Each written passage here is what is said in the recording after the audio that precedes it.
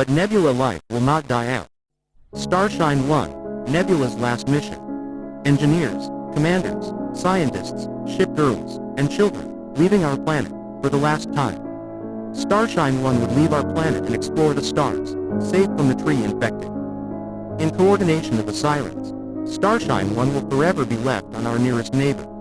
It has been 1,000 years since Nebulans rose, 100 years since the First World War, 50 years since the first space mission, and 10 years since our first pandemic. We were the first to dominate the land, sea, and air, and we will be the last to abandon it. The greatest empire, our Statska, will forever be remembered. We caused this. A single moment, it was unavoidable, our planet punishing us. Goodbye. And good luck to the survivors.